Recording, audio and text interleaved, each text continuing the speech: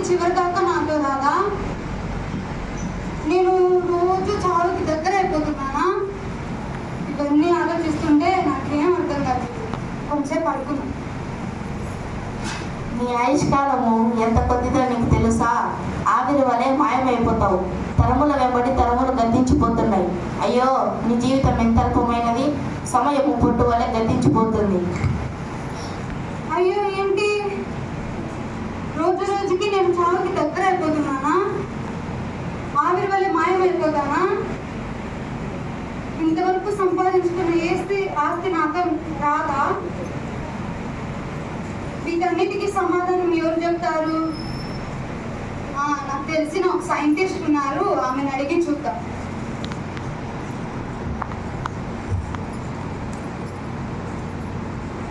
బాగున్నారా సైంటిస్ట్ గారు? బాగున్నానమ్మా, చెప్పండి అమ్మా. నాకు ఒక డౌట్ ఉందండి, తెలుస్తారా? కూర్చోండమ్మా. చెప్పండి అమ్మా, మీ డౌట్ ఏంటి? అసలు దేవుడు ఉన్నారా అండి? సృష్టి అంతా ఎలా వచ్చింది?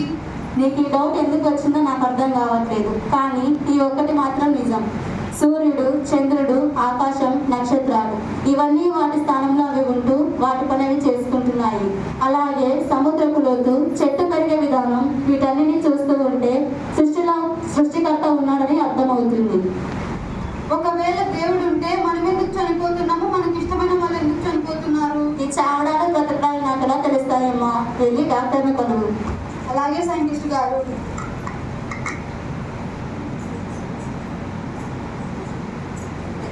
అయ్యో, 40 లక్షలు పెట్టి డాక్టర్ చదివితే 10 లక్షలు కూడా రాలేదు.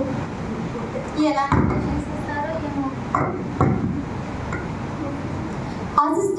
అసిస్టెంట్ మీరు ఎక్కడికి వెళ్ళాడో ఏంటో. సునంద,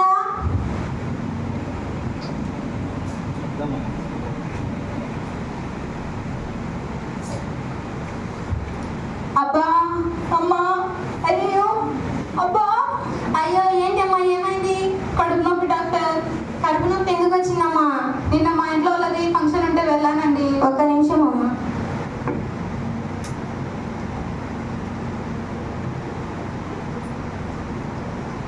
ఏం చేస్తున్నారు డాక్టర్? చెకప్ చేస్తున్నానమ్మా.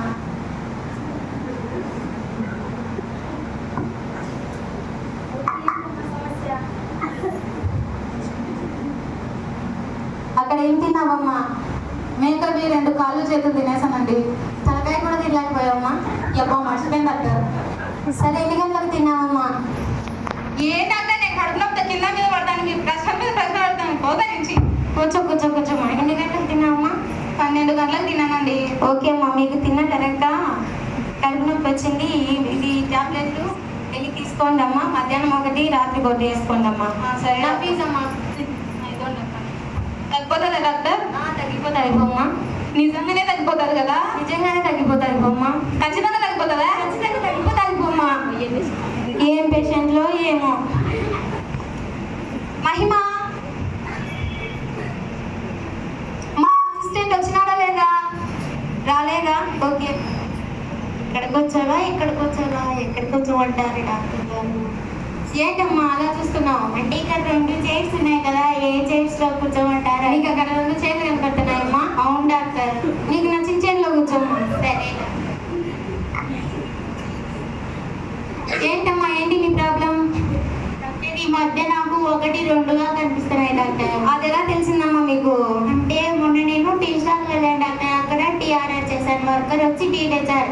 ఇదేంటయ్యా 2 టీ తెచ్చావు? నేను అడిగింది ఒకటేంటి, ఇది ఒకటేంటి కొట్టాను డాక్టర్. మళ్ళీ ఒక చెంప మీద కొట్టాం, 2 చెంప మీద కొట్టినా కనిపించలేమమ్మా? అనిపించలేదు డాక్టర్. ఇదిగోమ్మా, ఈ టాబ్లెట్లు పొద్దున 1, పొడగడపున 1 తీసుకోమ్మా. సరే డాక్టర్. నాకు నా అసిస్టెంట్కి 500 ఫీజు అమ్మా. ఇలాంటి డాక్టర్. ఏంటమ్మా 500 ఇచ్చావు? అయ్యో, 2 డాక్టర్ అవి. ఓ, ఇవి నీకు 2 ఇలాంటి పేషెంట్లు తగిలితే ఆ డబ్బులు వచ్చినట్టే, నేను బాకీలు కట్టుకున్నట్టే. అసిస్టెంట్ మా ఈ దగ్గరికి వెళ్ళాడమ్మా. నెలకు 10,000 శాలరీ తీసుకుంటాడు, మళ్ళీ పెంచమంటాడు. డ్యూటీకి సరిగ్గా రాడు. లేడు డాక్టర్. ఓకే. ఎరుషా, డాక్టర్ గారు. రండమ్మా, రండి, కూర్చోండి. ఏంటమ్మా మీ ప్రాబ్లం ఏంటి? నాకు 2 లక్షలు అప్పు ఉంది, తీరుస్తారా? నేను ఈ అప్పు తీర్చడానికి కాదమ్మా ఉండేది, మీ రోగాలు నయం చేయడానికి. Okay doctor. ఏంటమ్మా ఏంటి సమస్య చెప్పు. నేను ఉన్నట్టుండి ఆనంద పడిపోతున్నా డాక్టర్. ఉన్నట్టుండి షాక్ అయిపోతున్నా. అప్పుడప్పుడు ఏడుపు వచ్చేస్తుంది డాక్టర్. దీన్ని డాక్టర్ భాషలో పిచ్చి అంటారమ్మా. ఇదిగో. ఏంటి డాక్టర్ దగ్గర రాసేస్తున్నారు? ఏం లేదమ్మా, నీ రోగానికి మందులు రాస్తున్నాను. Okay doctor. ఓకే ఇదిగో.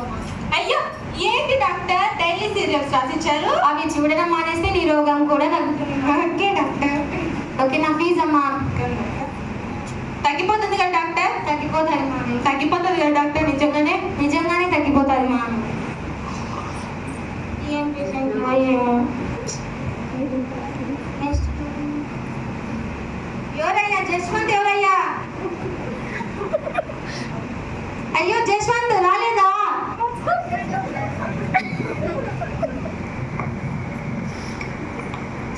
బాగున్నారా డాక్టర్ గారు? బాగున్నానయ్యా. ఏంటి ఎక్కడి నుంచి వచ్చావు? ఇక్కడ ఎప్పుడు నిన్ను చూడలేదు. ఏ ఊరు మీది? మల్లడుగు మేడం. ఏ ఊరయ్యా మీది? ఊరు మల్లడుగు మేడం. ఎన్ని మాట్లాడగలయ్యా? ఇప్పుడే కదా అడిగింది. ఏ ఊరు మీది? అలా కాదు మేడం, మా ఊరి పేరే మల్లడుగు. ఓ మీ ఊరి పేరా మల్లాడుగా? ఏంటయ్యా అదెక్కడా?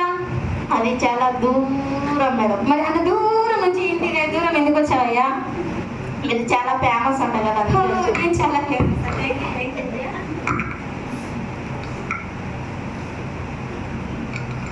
ఏంటయ్యా అంత దూరం నుంచి వచ్చావే? అక్కడ డాక్టర్లు ఏం చెప్పారు? అక్కడ డాక్టర్లు 14 రోజులు ఇంట్లోనే ఉండమన్నారు డాక్టర్. అదేదో కరీనానో కరిష్మానో కదా ఒరేయ్, నీకు వచ్చింది కరోనా, డాక్టర్.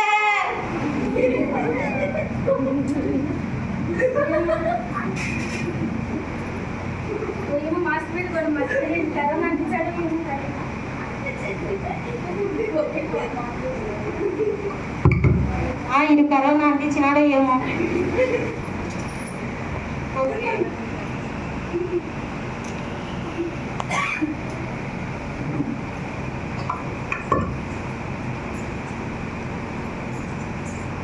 బాగున్నారా డాక్టర్ గారు?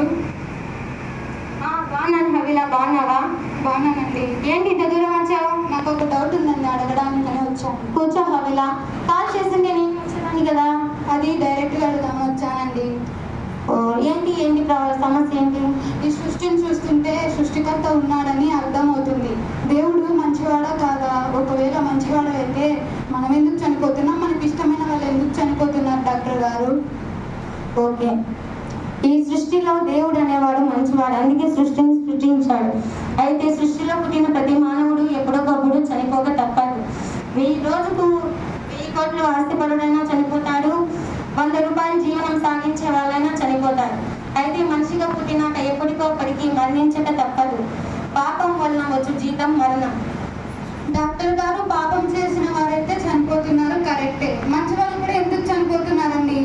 ఇది ఎక్కడి న్యాయం ధర్మం డాక్టర్ గారు? ఈ న్యాయ ధర్మాలు మనకి ఎక్కడ తెలుస్తాయి? అవి ఇలా వెళ్ళి లాయర్ను కలువు. అలాగే డాక్టర్ గారు.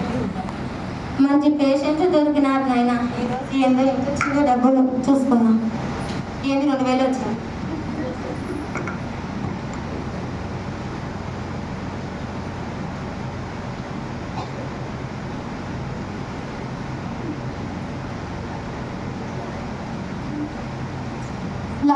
లాయర్ గారు చెప్పండి అమ్మా, ఏ కేసు తీర్చాలి? కేసు అంటే ఏం లేదండి, నాకు ఒక డౌట్ ఉందండి, తీర్చాలి. రండమ్మా, ఇలా వచ్చి కూర్చోండి. చెప్పండి అమ్మా, ఏంటి మీ డౌట్? మనుషులు తమ పాపాల వల్ల చనిపోతున్నారండి, అలాగే మంచి వారు కూడా ఎందుకు చనిపోతున్నారు? ఇది ఎక్కడి న్యాయం ధర్మం లాయర్ గారు? చూడమ్మా, నువ్వు ఇలా అడిగావు కాబట్టి చెప్తున్నాను, ఒక లాయర్గా చెప్తున్నాను. ఈ లోకంలో నీతిమంతులు అనేవారే లేరు, ఒక్కరు కూడా లేరు. ఉదాహరణకు చెప్తున్నాను, నువ్వు పుట్టినప్పటి నుంచి క్షణం వరకు నీ ఆలోచనలు, నీ రహస్యపు పాపాలు ఈ స్క్రీన్ పైన చూపిస్తే నువ్వు ఇక్కడ నుండి పారిపోతావు. నీదే కాదు, ఇక్కడ ఉన్న వారందరి పాపం కూడా, నా పాపం కూడా ఈ స్క్రీన్ పైన చూపిస్తే ఒకరి మొహాలు ఒకరు చూపించుకోవడానికి కూడా సిగ్గుపడతాం. ఎందుకంటే మన ఆలోచనలు అంత భయంకరం, మన పాపం అంత భయంకరం. అటువంటిది ఒకరోజు ఆ పరిశుద్ధ దేవుని ఎదుట నిలవబడగలుగుతామంటావా? ఒకటి గుర్తు పెట్టుకో అమ్మా, పాపానికి ఖచ్చితంగా శిక్ష పడాలి, అది న్యాయం, అదే న్యాయం. థ్యాంక్స్ అండి లాయర్ గారు.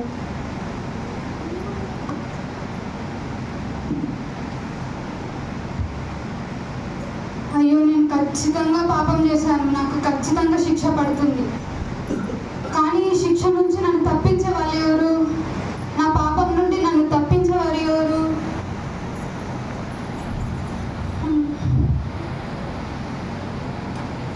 ఇంకా డబ్బు సంపాదించానే, ఇది చివరి దాకా నాకు రాదని అర్థమైంది. అయ్యో ఇదేంటి? నీ కొరకు ఒకరున్నారు. మానవుడు జన్మతః పాపి. ఇంకా శరీరంతో చిన్నదో పెద్దదో పాపం చేయడం వలన ఇంకా పాపం పూడ్చుకుంటున్నాడు. పాపం వలన వచ్చు జీతం మరణం. శరీర మరణం అందరికీ సాధారణం. మరణానంతరం మానవుడు చేరుకునేవి 2 స్థలాలు. ఒకటి పాపం వలన వచ్చే నిత్య నరకం, అక్కడ అగ్ని ఆరదు, దేహం చావదు, యుగయుగాలు భయంకరమైన యాతన. రెండవది పాపం లేని పరిశుద్ధుల కొరకు సిద్ధపరచబడిన పరలోకం. అది ఆకలి దప్పులు లేని రాజ్యం, కష్టాలు కన్నీళ్లు లేని గొప్ప రాజ్యం. అసలు పరిశుద్ధులు ఎవరున్నారు? దేవుడు ఒక్కడే పరిశుద్ధుడు. నరకం దిశగా పయనిస్తున్న మానవుని స్థానంలో పరిశుద్ధుడైన యేసుక్రీస్తు మరణించుటకు భూమిపైకి వచ్చాడు. ఒక నీతిమంతుని కొరకు ఒకరు మరణించడం అరదు. యేసుక్రీస్తు పక్షీనుల కొరకు, పాపుల కొరకు, శత్రువుల కొరకు, యావత్తు మానవాళి కొరకు మరణించాడు. అన్యాయపు తీర్పులు తీర్చబడ్డారు. తలపై ముళ్ళ కిరీటం ధరించబడింది. ఒకటి తక్కువ 40 కొరడా దెబ్బలచే దేహమంతా చీల్చబడింది. 600 రోమా సైనికులచే ముయించబడ్డారు. కాళ్ళకు చేతులు మేకులు కొట్టింపబడింది. ఈయన యందే మనకు రక్షణ కలుగుతుంది.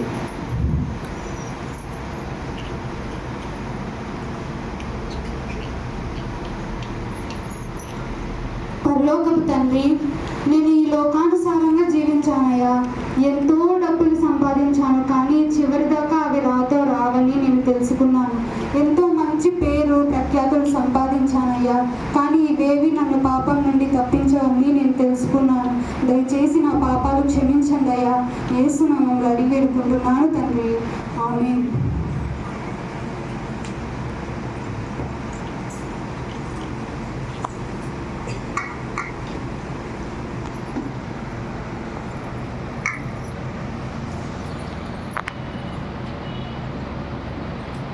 నిజమే కదా. ఈ లోకంలో ప్రతి మానవుడు ఈ లోకంలో ఉన్న సంపాదన కోసం, పేరు ప్రఖ్యాతుల కోసం, గౌరవం కోసం ప్రాకులాడుతూ ఉంటారు. అయితే ఇవేవి కూడా మనకు చివరి వరకు రావు. అయితే బైబిల్లో ఒక మాట ఉంది, ఆస్తి ఉగ్రత దినమందు అక్కడికి రాదట. మనం ఎంత సంపాదించుకున్నా, మనం ఎంత మందిని సంపాదించుకున్నా, బంధువులను సంపాదించుకున్నా, వీరెవరు కూడా మనల్ని నరకం నుండి తప్పించలేరు.